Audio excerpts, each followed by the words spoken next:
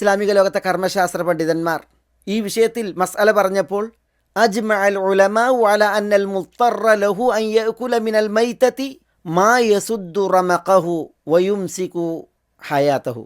നിർബന്ധിതൻ അവന് നിഷിദ്ധം തിന്നാവുന്നതാണ്. എത്ര? മാ യസുദ്ദു റമഖഹു, അവൻ്റെ ജീവൻ പിടിച്ചു വെക്കാവുന്ന അത്ര. അതിന് തന്നെയാണ് വയുംസികു ഹയാതഹു.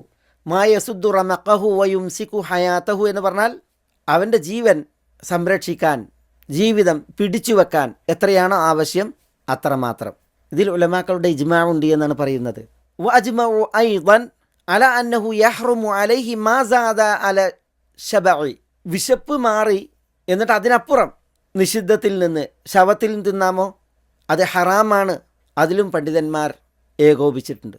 രണ്ട് ഇജ്മാ, ഒന്ന് ജീവൻ സംരക്ഷിക്കാനും ജീവിതം പിടിച്ചു നിർത്താനും ആവശ്യമായത് തിന്നാം നിർബന്ധിതന്, അതിൽ പണ്ഡിതന്മാരുടെ ഇജ്മാ.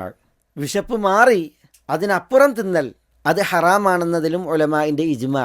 എന്നാൽ ഒരാൾ അയാളുടെ ജീവൻ നിലനിർത്താനുള്ളത് തിന്നു, വിശപ്പ് മാറിയിട്ടില്ല, വിശപ്പ് മാറാൻ മാത്രം തിന്നാമോ? അതിലാണ് ഫുഖഹാക്കൾക്കിടയിൽ അഭിപ്രായ വ്യത്യാസം. ഹനഫി മദ്ഹബിലെയും ഷാഫിഈ മദ്ഹബിലെയും ഹംബലി മദ്ഹബിലെയും മാലിക്കി മദ്ഹബിലെ ഇബ്നുൽ മാജിഷൂൻ, ഇബ്നു ഹബീബ് തുടങ്ങിയ ചില ഫുഖഹാക്കളും ഭൂരിപക്ഷം ഫുഖഹാക്കൾ പറഞ്ഞത് ലാ യജൂസു ലിൽ മുത്തറി അൻ യഅകുല മിനൽ മൈതതി ഇല്ലാ ഖദ്റ മാ യസുദ്ദു ബിഹി റമഖഹു എന്നാണ്. നിർബന്ധിതന് അവൻ്റെ ജീവൻ പിടിച്ചു നിർത്താൻ എത്രയാണോ വേണ്ടത് അത്ര മാത്രമേ തിന്നൽ അനുവദനീയമാകൂ.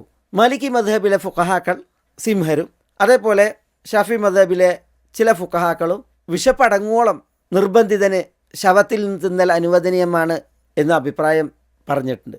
അതിൻ്റേതായ ചില തെളിവുകളും അവർ ഉദ്ധരിച്ചിട്ടുണ്ട്. ഞാൻ ഈ ഒരു മസ്അല ഇവിടെ പറഞ്ഞത് ഈ വിഷയം അതിലെ അഭിപ്രായ വ്യത്യാസങ്ങളെ വിശദീകരിച്ച് പഠിപ്പിക്കാനല്ല. പ്രത്യുത നിർബന്ധിത സാഹചര്യങ്ങൾ നിഷിദ്ധങ്ങളെ അനുവദിക്കും എന്ന് നമ്മൾ ഈ ആയത്തിൻ്റെ വെളിച്ചത്തിൽ പഠിക്കുമ്പോൾ ഫമനി തുറ ഗൈറ ബാഗിൻ വലാ ആദിൻ ഫലാ ഇസ്മ അലൈഹി എന്ന ഭാഗം നമ്മൾ പഠിക്കുമ്പോൾ നിർബന്ധിതന് എന്തുമാകാം എത്രയുമാകാം എന്നാരും വായിക്കുവാൻ മനസ്സിലാക്കുവാൻ പാടുള്ളതല്ല. ഇതൊരു ഗൗരവപ്പെട്ട വിഷയമാണ്, സൂക്ഷ്മതയുടെ വിഷയമാണ്. നിഷിദ്ധം ചെയ്യുന്ന വിഷയത്തിൽ സൂക്ഷ്മത പുലർത്തേണ്ട ഒരു വിഷയമാണ്. അതിനാലാണ് ചില ചരിത്രങ്ങളെയും മസ്അലകളെയും ഇവിടെ ഉണർത്തിയത്.